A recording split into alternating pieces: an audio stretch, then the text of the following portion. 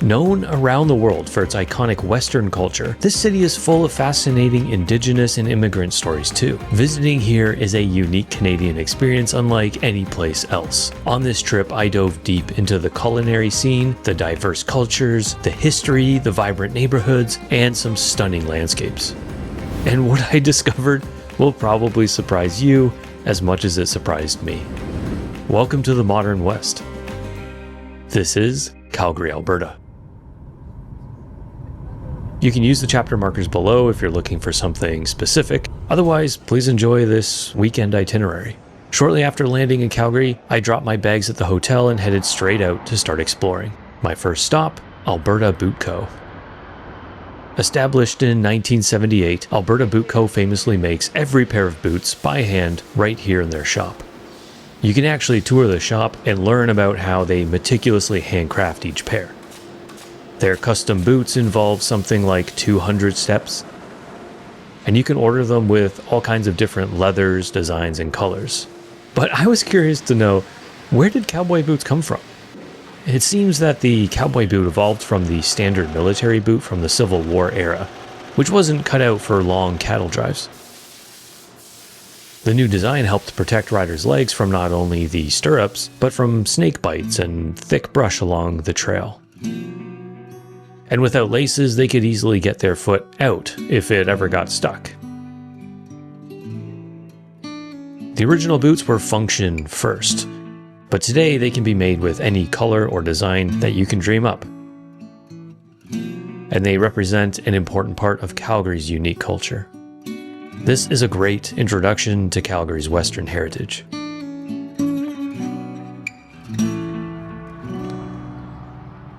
My next stop was River Cafe for dinner. Located in the middle of Prince's Island Park where the Bow River passes through downtown, this restaurant is actually a renovated concession stand. Back in the early 90s, River Cafe operated during summers only, with just a roof to protect the tables from the weather. As the business grew, they renovated the space, and today it's a beautiful restaurant, set among lush gardens of mostly native plants. It felt like I was entering a treehouse.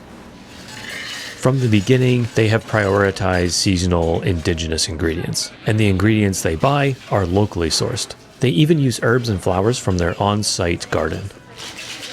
A great example of this commitment, which I really like, is that instead of using limes, which don't grow natively in Canada, they instead use Okanagan sumac as a replacement. It's stuff like that that makes the River Cafe so uniquely Canadian. The dishes coming out of the kitchen are like works of art. Take, for example, this one, which features smoky BC morels and asparagus with confit egg yolk, which is sous vide at 64 degrees for 1 hour. This dish stood out because the flavors were sort of nostalgic. The smoky mushrooms had like a campfire flavor and aroma, and the jammy egg yolks brought in an element of breakfast flavor. The flavors and aroma kind of reminded me of like breakfast at the cottage. Another great dish features charred corn cream, radishes, seasonal BC fiddleheads, and wild-caught BC sockeye salmon. It's finished with salmon roe and pickled watermelon radish. The menu could be different when you visit based on what's seasonally available, but one thing is for sure, you'll get to enjoy fresh and uniquely Canadian dishes.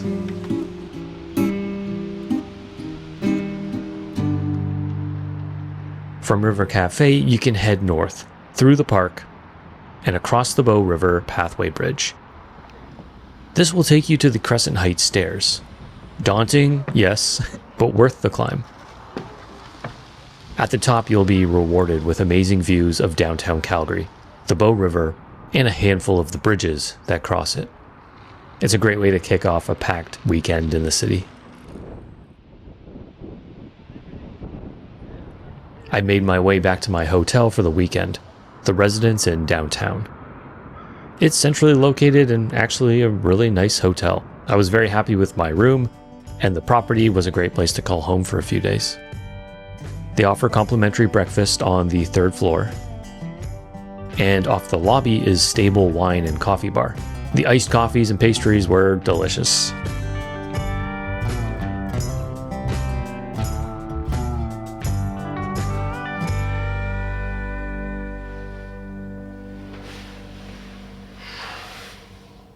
I'm starting day 2 in the East Village.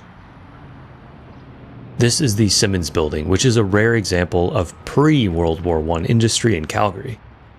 The building was once home to a mattress and bedding factory called Alaska Bedding Company. Simmons Canada took over the space and used it as an assembly and warehouse space, and that's what the building is best remembered for. Inside you'll find Sidewalk Citizen Bakery and Phil and Sebastian's, where you can get breakfast and coffee. And the patio outside is a great place to enjoy your morning coffee. A short walk away is the George C. King Bridge, which has beautiful views of the Bow River and city. On the other side is St. Patrick's Island. This park is one of the oldest in the city, dating back to the 1800s. The first bridge to cross from the mainland was built in the early 1900s. It's a nice place to escape into nature with the ambience of the river all around you. Staying in the East Village, and a few minutes away, is the iconic Central Library. It opened in 2018, but it quickly became a popular stop for visitors and locals.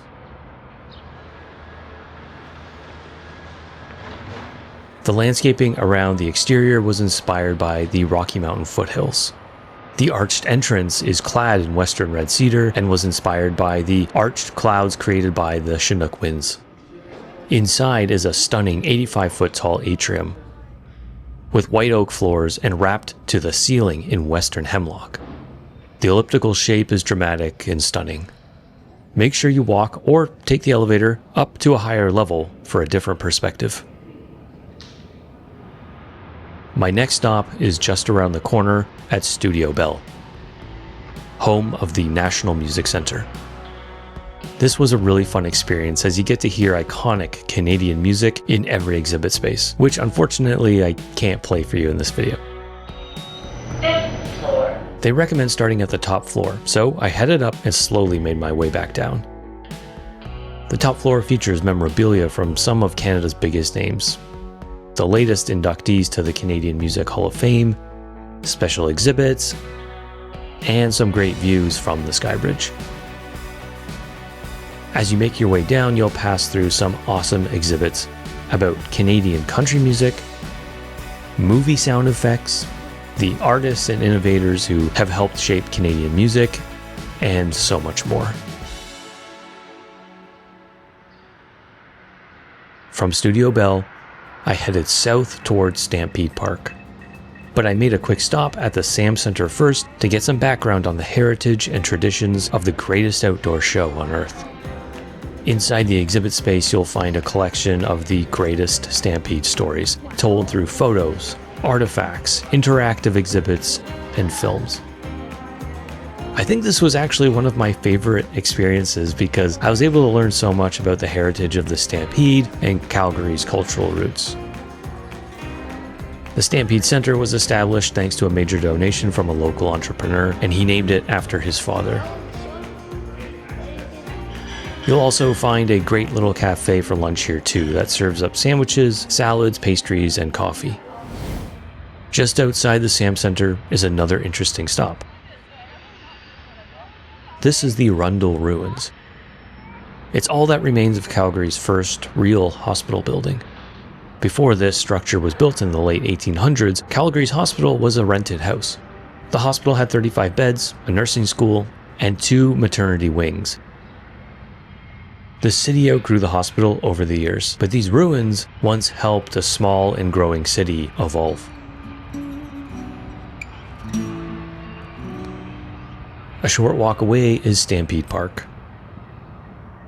Every July, for 10 days, the Calgary Stampede takes over the city. But the community is prepping for the Stampede basically all year round. I'm visiting shortly before the Stampede, but things are well underway in preparation for this year's events. Soon, these wide walkways and historic grounds will be alive with locals, visitors, cowgirls, cowboys, Stampede, and First Nations princesses. It's an interesting place to explore even if you're not here for Stampede. The festivities are too numerous to name here, but Rodeos, races, agricultural competitions, and a lot of pageantry and tradition is on full display. But how did all of this get started? Well, it all began back in 1886 when the Calgary District and Agricultural Society held its first exhibition. The exhibition would continue year after year, with Stampede-style events mixed in occasionally over the years, like the Real Wild West Show in 1908, which was more of a dramatization of Western culture. Eventually, some locals managed to put together enough money to put on a Real Wild West Show in 1912, which showcased cowboys from Western Canada, the US, and Mexico, and they competed for $20,000. A Stampede-style event wasn't held again until 1919, and that event was in honor of the soldiers returning from World War I. The Stampede was held again in 1923 as part of the Calgary exhibition, and this is when things really took off. People were encouraged to dress in Western clothing, and businesses decorated their storefronts in Western themes. The event has been a staple of Calgary summers ever since.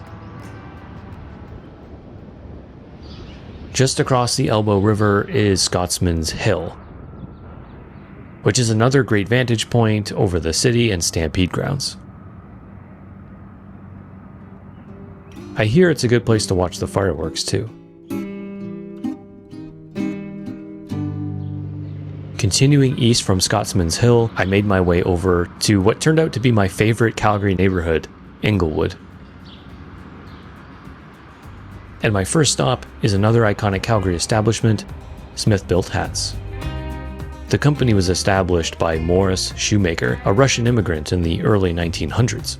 Like many immigrants of that era, his last name was changed to Smith to make assimilation to Canadian life a little easier. At first, Smithbilt made dress hats with smaller brims, which were popular in the eastern part of Canada and Europe at the time. In the 1920s, as the Calgary Stampede was growing in popularity and citizens and businesses were encouraged to embrace the Western style, Morris began making more Western-style hats. The cowboy hat became a Smithbilt specialty, and in 1946, the company introduced the white hat, which is now one of the most iconic symbols of the Calgary Stampede. Today you'll find Stampede officials, even volunteers at the airport, wearing the iconic white Smithbilt. It was also presented as a gift to VIPs, dignitaries, and visiting royals at the Stampede. Today, Smithbilt continues to uphold Western heritage and tradition and proudly makes their hats by hand in their shop. One block away from Smithbilt is 9th Avenue Southeast, which is the main street of Inglewood. This neighborhood feels like a small town within Calgary. And the main drag is lined with restaurants and shops. The side streets are beautiful tree-lined residential areas. And the Riverwalk is just a few blocks away. Located next to the forks of the Bow and Elbow Rivers, the area was once bison hunting grounds for the Blackfoot Indigenous people. During the mid-1800s, Americans traded whiskey and furs here, and the Northwest Mounted Police established a post.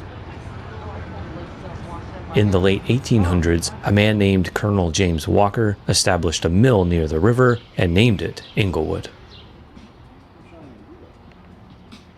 A fun little stop in Inglewood is the Blue Store. This little community convenience store and grocery store is a staple for local residents. And you can find everything here, including sandwiches and ice cream served right at the window on the sidewalk. You can't miss the Bright Blue Store, which features a mural honoring Calgary local and star of Kim's Convenience, Paul Sun-Young Lee. Continuing east and still within Inglewood is Pearce Estate Park. The land was donated to the city by resident William Pearce in the 1930s.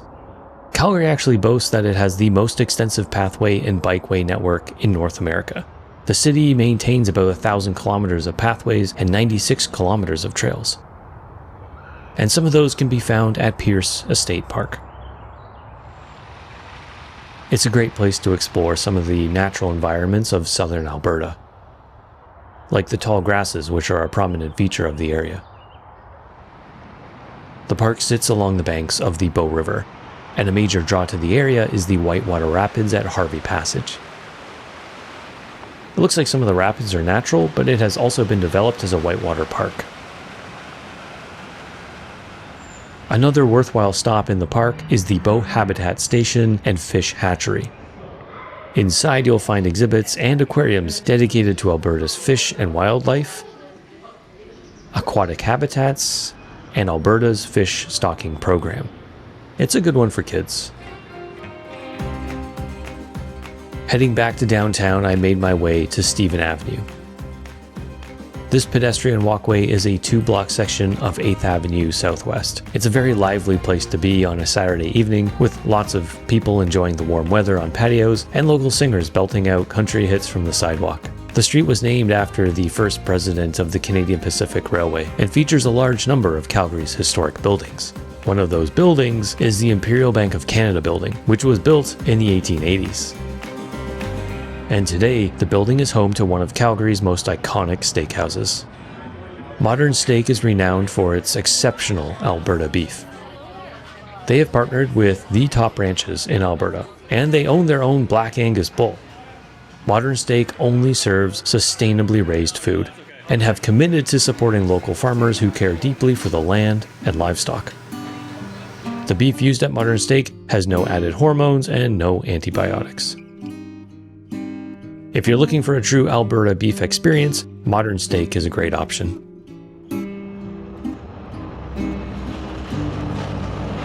Getting around Calgary will probably require an Uber here and there, but you could also jump on the CTrain, which is Calgary's LRT system.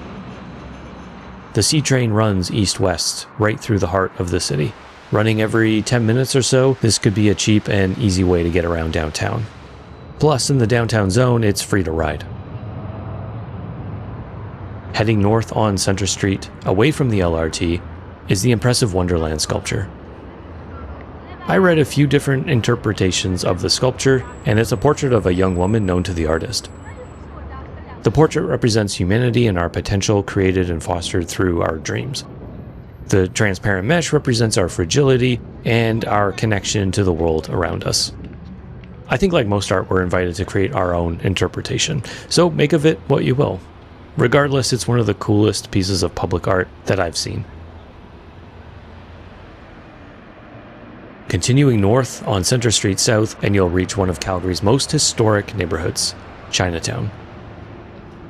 The Canadian Pacific Railway was completed in 1886, and Chinese laborers settled in towns along the railway line, including what was the town of Calgary at the time. Some settled there because the Canadian government didn't pay for their transportation home as it had been promised.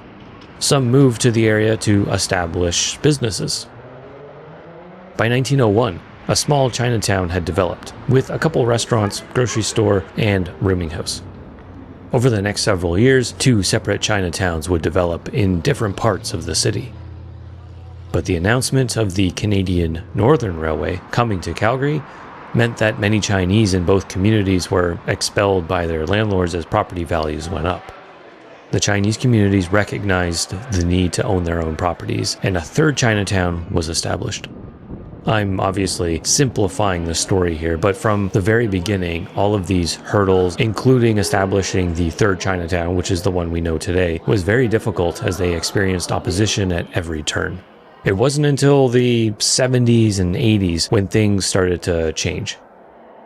Today, Chinatown is a celebrated part of Calgary and has roots as deep as any cultural group or tradition in the city. Don't miss Dragon City Mall, which offers what looks like amazing food. But be warned, the lines can get long. And to learn about Chinese culture and local Chinatown history, tour the very impressive Chinese Cultural Center and Museum. Continuing along Centre Street, and you'll reach the Centre Street Bridge and its impressive lions. The lions are replicas of the original, which can be found at Rotary Park today. But the lions used to represent Canada's ties to Britain and honor Canada's colonial past. Today they have taken on a new meaning and represent the city's strength and independence. To cap off the day, head to the Calgary Tower for some impressive views across the city. You can even see the Rocky Mountains from up here. It's always fun getting a bird's eye view of the city.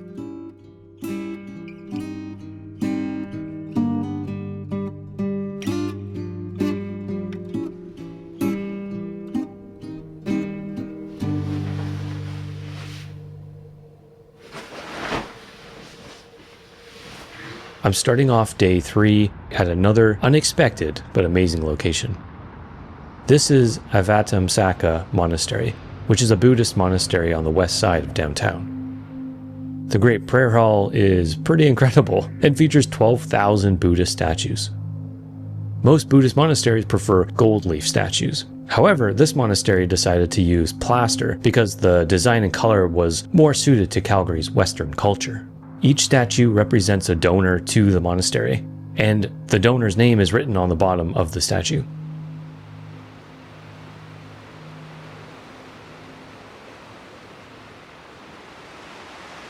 Just across the street is the 10th Street Wave, where you can actually catch a glimpse of local surfers.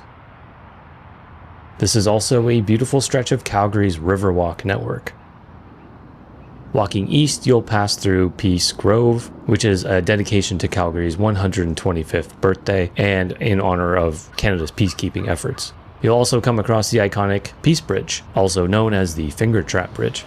Calgary has a lot of bridges, and each one offers different and unique views. This is probably the most unique bridge in Calgary. The Riverwalk continues along the banks of the Bow River and eventually reaches the Confluence historic site and parklands. Although I probably wouldn't recommend walking all the way there, as it would take you about 40 minutes. The Confluence historic site and parkland is home to many stories from people of diverse backgrounds. It's the site where Fort Calgary was established in 1875, but long before the Northwest Mounted Police arrived, Indigenous peoples had been gathering on this land for generations before. It's a fascinating place where differing worldviews collide. A beautiful permanent exhibit called Our Way of Life showcases the vibrant culture of the Blackfoot First Nations. The space is inspired by the design of a traditional Blackfoot lodge. Every exhibit piece has been created by Blackfoot artists and knowledge keepers, and it highlights the traditions and cultures which are still alive and well today. As you explore the space, you'll learn about the Blackfoot homelands, discover how modern artists are keeping ancient traditions alive, and learn how land, language, and spirituality form the foundation of Blackfoot identity and values. In the Northwest Mounted Police exhibit, you'll learn about the police barracks and life here at the time through photos, journals, and many other fascinating artifacts and records. A short walk over the Elbow River is the Hunt House. This is one of the oldest structures in Calgary that still sits on its original location. Shortly after Fort Calgary was built, the Hudson's Bay Company established a trading post across the river, and the Hunt House was one of many structures built here. It's believed to have been occupied by an interpreter or freighter for the company. What's fascinating about this little hut and Fort Calgary is that they represent the very beginning of trade and commerce in the area. From these humble beginnings, the city of Calgary would evolve. Next door to the Hunt House is Deane House Restaurant. The property was originally built for Captain Richard Burton Deane, the last Northwest Mounted Police superintendent. Not far from the Confluence historic site is the actual confluence of the Bow and Elbow rivers. From here, I made my way north to Nose Hill Park. It's about 15-20 minutes outside of downtown. I had my Uber drop me off at the Calgary Winter Club, which is a community center.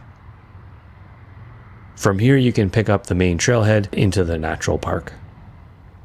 Don't go unprepared. Pack plenty of water and sun protection, as the park is very hilly with very little shade. The park is dominated by rough fescue grasslands, and it's one of the most significant examples left on the Canadian prairies. For an Ontarian like myself, this landscape is so fascinating because we don't have landscapes like this back home. The views of the city are pretty stunning, and looking west, you get a view of the Rocky Mountains in the distance. The native plant life here is so interesting too. On the north side of the slopes, you'll find groves of trembling aspen, wildflowers, and shrubs. On the south side is where you'll find the fescue grasslands. As far as I know, the park is home to coyotes, deer, and smaller animals like gophers and squirrels. You probably won't find larger predators like bears or cougars here, although I don't think it's impossible. This was a real highlight for me as I love hiking, and this unusual environment was so fun to explore. Back in downtown, I headed to the Beltline neighborhood to pick up dinner at Pho Daddy. Pho Daddy. This Vietnamese pho spot is a quick and delicious place to pick up dinner. They even let you taste test the different broth options for your meal. It was delicious and really hit the spot after an afternoon of hiking.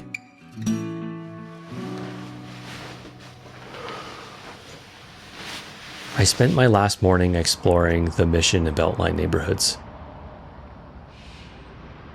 The streets are lined with restaurants and cafes, and you'll have some tough decisions to make if you're trying to pick a place to eat. The Mission neighborhood was originally established by French settlers. The town was eventually annexed by Calgary and lost a lot of its French culture, but the cafe and patio culture is still alive and well. The main street of the Mission runs north-south and ends at the south end at the Elbow River. Calgary really is full of the unexpected. From what I learned on this trip, historically it hasn't been easy for everyone, but I really enjoyed learning not only about the Western culture, but the Chinese heritage and the Indigenous roots of Calgary. Today it feels like a vibrant and modern city. Thank you, Tourism Calgary, for helping me plan and experience your city. I'm Mark, and I make videos about interesting places and experiences here in Canada. If you enjoyed this video, please consider subscribing. Thanks for watching. See ya.